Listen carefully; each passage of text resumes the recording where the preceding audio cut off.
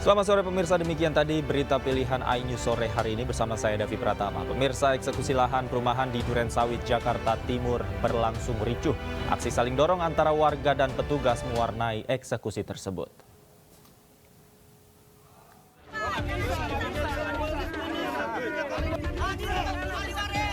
Adu mulut antara warga dan petugas terjadi saat warga Komplek Taman Durensawit, Jakarta Timur mengadang petugas gabungan TNI Polri, Satpol PP, dan Jurusita Pengadilan Negeri Jakarta Timur. Warga berupaya untuk mempertahankan rumah mereka dari eksekusi lahan yang akan dilakukan petugas. Warga juga menghalangi petugas dengan membuat barikade di tengah jalan dengan mobil pribadi mereka. Meski demikian, petugas berhasil mengeksekusi sejumlah rumah dari 14 rumah yang menjadi sengketa. Hanya bisa untuk keluar dari rumah karena kita akan melakukan giat eksekusi ini. Eksekusi lahan ini mendapat perlawanan warga karena mereka mengklaim memiliki sertifikat lahan. Sementara Pengadilan Negeri Jakarta Timur memutuskan 14 lahan perumahan tersebut harus dieksekusi. Informasi lain pemirsa, kasus penganiayaan terhadap David Ozora yang dilakukan Mario Dandi saat ini semakin berkembang. APA yang sebelumnya disebut-sebut menjadi pembisik Mario Dandi melaporkan balik dengan tuduhan pencemaran nama baik.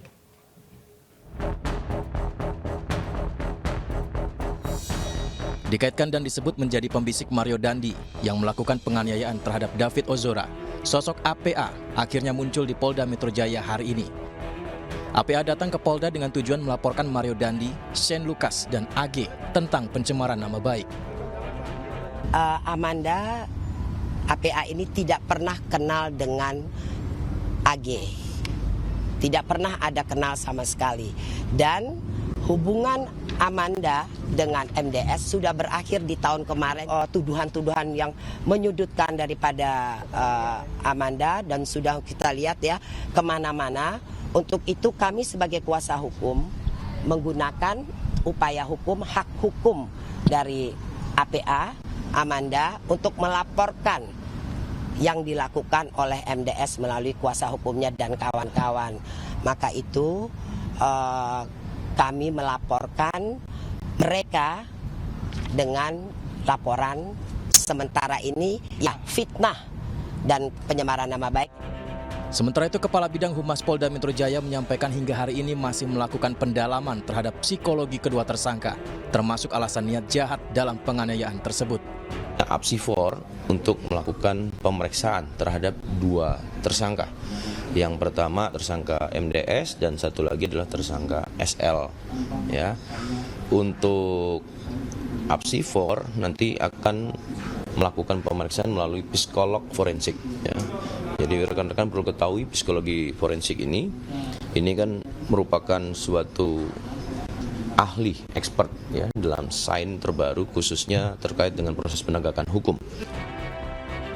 Polda Metro Jaya melakukan perpanjangan masa tahanan dan tengah melengkapi berkas perkara kasus ini sebelum diserahkan ke pihak kejaksaan. Dari Jakarta, Stephen Patinama, Muhammad Firmansyah, iNews melaporkan.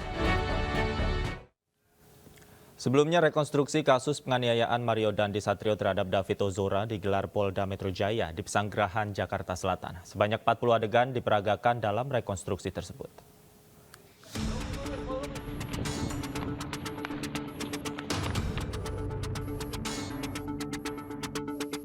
Iya. Nggak takut gua anak orang mati. Itulah salah satu kalimat yang diucapkan Mario Dandi Satrio kepada Shane Lucas saat malam kejadian yang terungkap saat rekonstruksi kasus penganiayaan terhadap David Ozora di tempat kejadian di perumahan Green Pratama Pesanggerahan, Jakarta Selatan. Dua tersangka yakni Mario Dandi Satrio dan Shane Lucas dihadirkan dalam reka adegan yang digelar Polda Metro Jaya di TKP Pesanggerahan, Jakarta Selatan. Sementara AG yang berstatus anak berkonflik dengan hukum dalam kasus ini tidak dihadirkan lantaran masih di bawah umur. Sebelumnya, memang pihak kepolisian merencanakan 23 adegan yang diperagakan. Namun dalam pelaksanaannya, sebanyak 40 adegan diperagakan dalam rekonstruksi ini sebagaimana peristiwa penganiayaan yang terjadi pada 20 Februari 2023 lalu. Tak ketinggalan adegan Mario berselebrasi ala pesepak bola Ronaldo usai menganiaya David. Rekonstruksi ini digelar untuk mencocokkan alat bukti yang dikantongi penyidik dengan keterangan saksi hingga tersangka. Dari persesuaian beberapa alat bukti ini, kita bisa menemukan peranan dari masing-masing tersangka yang ada di TKP tersebut. Ya. Sebagai contoh, misalnya yang tidak ada di rekaman HP, ternyata ini tercover dari CCTV yang ada. Kita lihat mungkin dari video itu ada adegan yang terpotong, tetapi dari CCTV bisa tercover. Kemudian dikuatkan dari keterangan tersangka maupun saksi. Tak hanya para tersangka, sejumlah saksi juga turut dihadirkan dalam rekonstruksi ini, yaitu N dan R selaku pemilik rumah terjadinya penganiayaan. Tak lupa mobil Rubicon milik Mario Dandi yang digunakan saat kejadian pun turut dihadirkan dan terparkir di TKP saat rekonstruksi. Dari Jakarta, tim liputan iNews melaporkan. Pemirsa, evakuasi korban longsor di Kelurahan Empang, Bogor, Jawa Barat masih berlangsung. Petugas terus berupaya mengevakuasi 4 korban yang belum ditemukan. Proses evakuasi dilakukan oleh tim gabungan dan proses pencarian memakan waktu yang cukup lama lantaran akses masuk ke permukiman yang tidak dapat dilalui kendaraan roda 4 maupun alat berat. Dari informasi yang didapatkan, 4 korban yang masih tertimbun terdiri dari 2 orang dewasa dan 2 orang lainnya merupakan anak berusia 5 tahun dan berusia 8 bulan. Proses evakuasi dilakukan oleh petugas gabungan yang terdiri dari BPBD Kota Bogor, TNI, Polri, Damkar Kota Bogor, SAR gabungan, dan warga. Kondisi jalan yang sempit dan terjal menjadi faktor penghambat dalam pencarian. Pasalnya, petugas tidak dapat melakukan evakuasi menggunakan alat berat, sehingga proses pencarian dilakukan secara manual.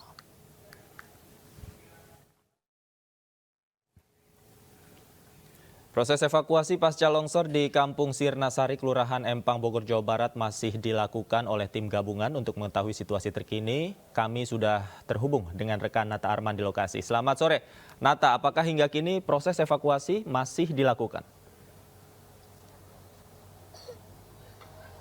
Ya, David dan juga pemirsa, dapat kami sampaikan pasca terjadi tanah longsor pada tanggal 14 Maret 2023 malam hari, tepatnya pada pukul 11 malam lebih sekian menit. Beginilah suasana proses evakuasi dari keempat korban yang masih belum ditemukan. Dan dapat kami sampaikan juga untuk proses evakuasi sendiri memang sempat terkendala akibat lokasi yang terjal, kemudian juga jalan sempit sehingga tidak bisa dimasuki oleh kendaraan roda 4. Namun pada sore tadi sekitar pukul 3:30 terpaksa kendaraan alat berat masuk ke lokasi untuk membantu proses dari evakuasi yang berlangsung. Namun tadi pada pagi hari sampai dengan siang hari berlangsung kegiatan evakuasi secara manual yang dilakukan oleh petugas gabungan TNI Polri, kemudian juga dari BPBD, tim SAR dan pemadam kebakaran yang melakukan penyemburan dengan alat bantu selang dengan intensitas yang sangat tinggi untuk membasahi tanah sehingga untuk mempermudah untuk dikeruk. Kemudian tidak hanya itu, untuk korban yang selamat ini ada 11 orang dan saat ini sedang menjalani pengobatan di Rumah Sakit PMI Bogor. Sedangkan untuk korban meninggal dunia ini ada 2 orang atas nama Mustafa usia 30 tahun, kemudian juga ada Alfandi usia 2 tahun atau balita.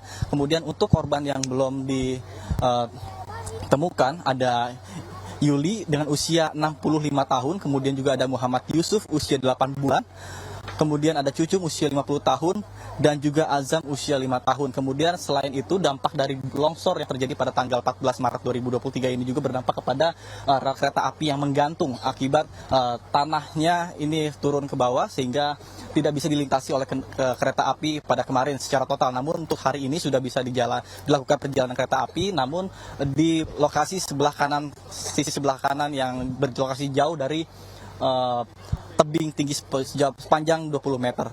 Demikian yang bisa saya sampaikan, saya kembalikan pada Anda di studio, Davi. Baik, terima kasih Nata Arman melaporkan langsung dari Kampung Sirnasari, Bogor, Jawa Barat. Selamat bertugas kembali. Pasca musibah longsor bantalan rel kereta api jurusan Bogor Sukabumi di Empang, Kota Bogor, Jawa Barat, PT KAI memulai pengerjaan penguatan bantalan yang terfokus pada satu rel yang tidak terkena dampak longsor. PT KAI Daop 1 Jakarta memastikan satu rel akan bisa digunakan nantinya setelah dilakukan penguatan konstruksi.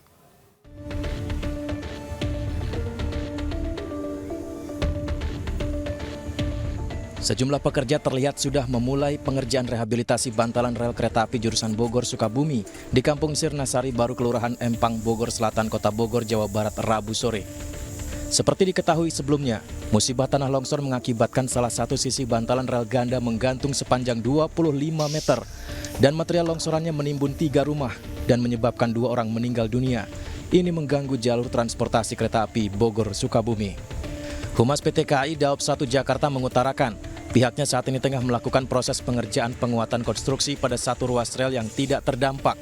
Ini dimaksudkan agar kereta api Pangrau jurusan Bogor Sukabumi dan arah sebaliknya bisa beroperasi kembali. Jika memang memungkinkan secara keselamatan dan juga keamanan dapat dilalui satu KA untuk di satu jalur bergantian, ini juga akan dilakukan. Tapi untuk saat ini belum. Ini masih dilakukan proses pemeriksaan, perbaikan, penguatan konstruksi seperti itu. Dan untuk jalur rel yang terdampak longsor sendiri akan ada melalui proses sejumlah tahapan ya sampai dengan nanti normal dan dinyatakan aman untuk dapat dilalui operasi. Sementara bantalan rel yang menggantung baru akan dimulai proses pengerjaan dan rekonstruksi setelah dilakukan proses pengkajian dalam waktu dekat. Dari Bogor, Jawa Barat, Furqon Munawar, iNews melaporkan. Kita ke informasi lain, pemirsa. 3 terdakwa personil kepolisian atas kasus tragedi Kanjuruhan menghadapi vonis hakim di Pengadilan Negeri Surabaya, Jawa Timur hari ini. 2 terdakwa divonis bebas, sementara 1 terdakwa divonis 1,5 tahun penjara. Hakim menjatuhkan vonis bebas kepada terdakwa tragedi Kanjuruhan AKP Bambang Sidik Ahmadi, mantan Kasat Samapta Polres Malang, dan Wahyu Setio Pranoto, mantan Kabak Ops Polres Malang. Keduanya tidak terbukti secara sah bersalah dalam dakwaan pertama, kedua, dan ketiga jaksa penuntut umum. Sebelumnya mereka dituntut jaksa masing-masing 3 tahun penjara. Sementara itu terdakwa X dan Ki Brimob Hasdarman divonis hakim 1 tahun 6 bulan penjara, lebih ringan dari tuntutan jaksa 3 tahun penjara.